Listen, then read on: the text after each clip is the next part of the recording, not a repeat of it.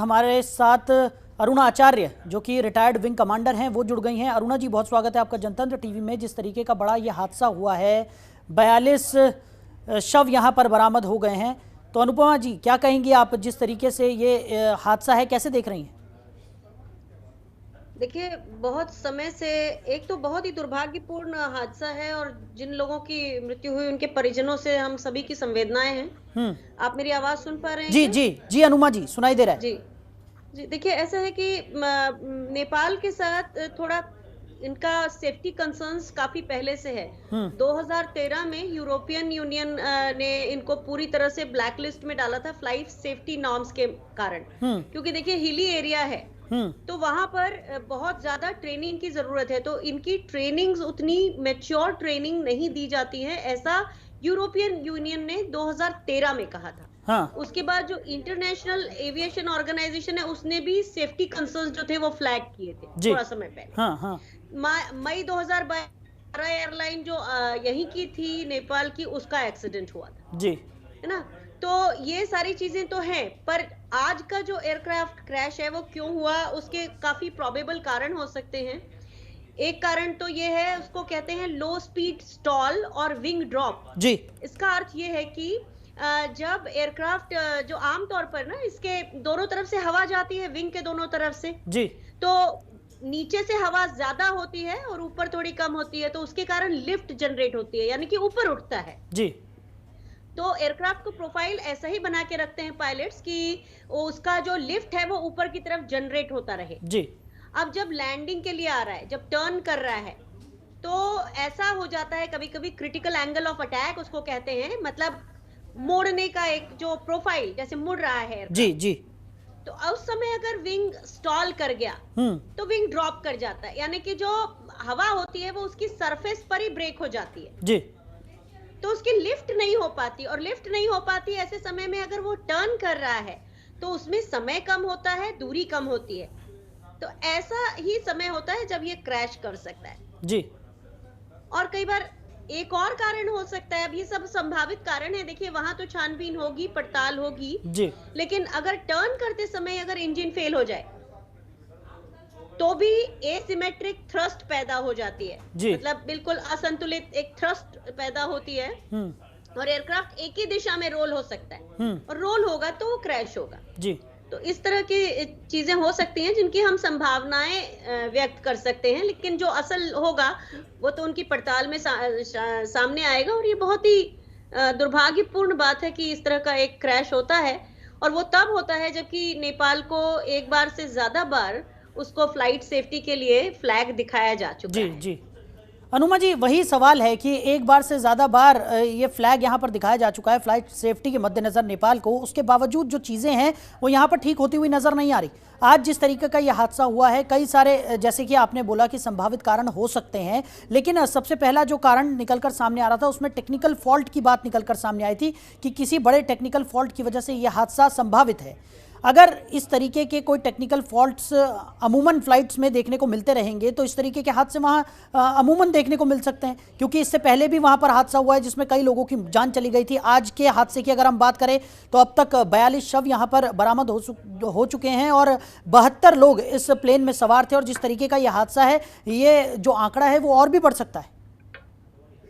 देखिए, अब ये नेपाल की जो Civil Aviation Authority of Nepal है, जिसको कैन कहते हैं, CAAN, उससे सोचना है जी। हमारे यहाँ DGCA है, वो बहुत स्ट्रिक्ट होता है, फिर भी कभी ना कभी कुछ ना कुछ ऐसे छोटे मोटे इंसिडेंट्स हो जाते हैं, तो इसलिए ये बहुत जरूरी, लेकिन बड़ा इंसिडेंट्स हमारे यहाँ मतलब ईश्वर की कृपा है और हमारे पायलट्स की स्किल्स हैं कि नहीं हुआ है।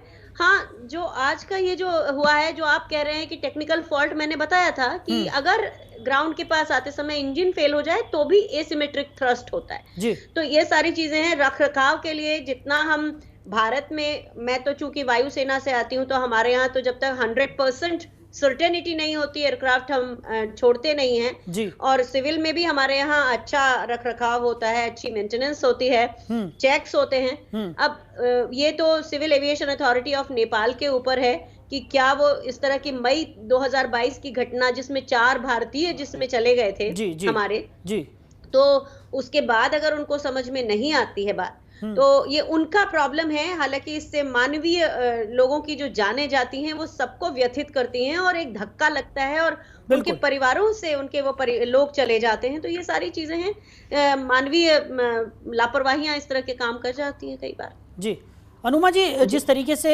प्रधानमंत्री जो हैं नेपाल के, उन्होंने एक आपातकालीन बैठक वहां पर बुलाई, जिसके बाद तमाम मंत्री उस बैठक में शामिल हुए और 5 सदस्यीय टीम का गठन भी यहां पर कर दिया गया है जो इस पूरे मामले की जांच करेगी और ये पता लगाने की कोशिश की जाएगी कि आखिर इस हादसे की एक्चुअल जो वजह है वो क्या रही। लेकिन जब इस तरीके को कोई हादसा हो जाता है उसके बाद जो कमेटी जांच पड़ताल करती है, किस तरीके की ये जांच पड़ताल होती है? क्योंकि हम देख रहे हैं जिस तरीके से तस्वीरें, तो विमान में बुरी तरह से आग लग गई है, तमाम जो विमान के परखच्चे यहाँ पर उड़ गए हैं। कैसे जांच कमेटी ये पता लगा पाएगी? देखिए, ये तो अब कोई बहुत नई बात नहीं कह रही हूँ मैं। ब्लैक बॉक्स का लोग उसे ढूंढते हैं, है ना, काफी कुछ उसी से पता चल जाता है। बाकी जो है उस समय का एटीसी के पास लास्ट कम्युनिकेशन क्या आया है एयर ट्रैफिक कंट्रोल के पास, उससे पता चलता है काफी कुछ। फिर एक उसका एक वीडियो भी घूम रहा है, तो कुछ लोग ऐसे हैं जिन्होंने उसको दृश्य को देखा है, तो उनसे भी जांच पड़ताल होती है। तो जांच पड़ताल तो होगी ही और होती ही है, लेकिन सबसे जरूरी यह है कि इतने दिनों से अगर सेफ्टी कंसर्न्स बताई जा रही थी तो हम गड्ढे में गिर के ही क्यों सीखना चाहते हैं? हम कितने मतलब बेशकीमती इंसानी जानों से हाथ धो बैठते हैं। तो जैसा आपने कहा पड़ताल में क्या होगा, तो ब्लैक बॉक्स मैंने बताया आपको, एटीसी से जो लास्ट बात हुई है और जो जिन लोगों ने उसे देखा है, जो प्रत्यक्षदर्शी हैं, उन लोगों से बातचीत होगी और छानबीन तो होगी, इसमें कोई संदेह नहीं है। बिल्कुल। लेकिन इसके बाद इस तरह की घटनाएं होना नहीं चाहिए। जी बिल्कुल, बिल्कुल सही कहा अनुमा जी आपने कि इस तरीके की घटनाओं पर अंकुश लगाना बेहद ज़रूरी है। एक अहम सवाल यहाँ पर एटीसी को लेकर जिस तरीके से आपने जिक्र किया, एयर ट्रैफिक कंट्रोल की अगर हम बात करें तो जिस तरीके के डायरेक्शंस वहाँ से दिए जाते हैं या तमाम जो पायलट का कोऑर्डिनेशन होता है एटीसी के साथ, क्या वो भी एक वजह हो सकता है इस तरीके के बड़े हादसे में? क्योंकि सूत्रों के हवाले से ये भी खबर थी कि प्लेन को राइट मुड़ने के लिए कहा गया था लेकिन वो लेफ्ट की तरफ मुड़ता हुआ नजर आया, इस तरीके की बातें भी निकल कर सामने आ रही हैं। तो क्या उसमें एयर ट्रैफिक कंट्रोल का भी बहुत अहम योगदान होता है? देखिए, कुल जमा 25 मिनट की फ्लाइट थी जी। इसमें एयरक्राफ्ट का लैंडिंग और टेक ऑफ का टाइम भी शामिल होता है। हाँ। तो बहुत कम कम्युनिकेशन इसमें हुआ होगा। मतलब जो कम्युनिकेशन होते हैं लगातार उतरते और लैंडिंग और उसके टेक ऑफ करते समय के कम्युनिकेशन होते हैं, रास्ते भर कम्युनिकेशन चलते हैं जी। लेकिन कई बार ना रिएक्शन टाइम, जैसे कि मैंने कहा, अगर टेक्निकल है तो रिएक्शन टाइम नहीं मिला। 25 मिनट की फ्लाइट में क्या टोटल 20 मिनट की फ्लाइट है वो, लैंडिंग टेक ऑफ अगर हम छोड़ दें तो उसमें क्या उनके पास कम समय रहा होगा उस टेक्निकल स्नैग अगर हुआ है तो उसको देखने के लिए, या फिर पायलट से ही वो इस तरह का कोई एंगल ऑफ, जैसे मैंने बताया क्रिटिकल एंगल ऑफ अटैक जो है कहीं ज्यादा भी हो जाता है तब हवा जो है एयरक्राफ्ट की सरफेस पर ब्रेक हो जाती है। तो इस जगह पर ट्रेनिंग की बात आती है कि भाई ट्रेनिंग पूरी तरह है कि नहीं, उस एयरक्राफ्ट उस पायलट की कितने फ्लाइंग आवर्स थे, क्या वो बहुत मैच्योर्ड, क्या वो बहुत एक्सपीरियंस पायलट थे, नहीं थे, क्या उस समय कोई नंबर 2 जो था उसका फर्स्ट ऑफिसर उसके हाथ में एयरक्राफ्ट था क्या लैंडिंग के समय,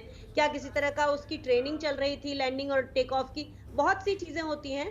तो ये सारी चीजें अब हम देखते हैं कि Civil Aviation Authority of Nepal कितनी तो हमसे या दुनिया से डाइवर्ज करेगी, उसे बताएगी या नहीं बताएगी, लेकिन पड़ताल के बाद अगर इस तरह की घटनाएं ना हो, क्योंकि हिमालयन रीजन है नेपाल में, वैसे भी वहां की जो फ्लाइंग होती है बहुत ज्यादा स्किल्स मांगती है, जैसे वियतनाम के एयरपोर्ट्स हैं या हमारे यहाँ रांची का ही ले लीजिए, भुवनेश्वर, ये सब ट्रिकी एयरपोर्ट होते हैं, तो यहाँ पायलट की स्किल का होना बहुत जरूरी होता है। जी चलिए अनुमा जी, आपने अपना कीमती समय हमारे साथ साझा किया और इस चर्चा में शामिल हुई, इसके लिए आपका बहुत शुक्रिया।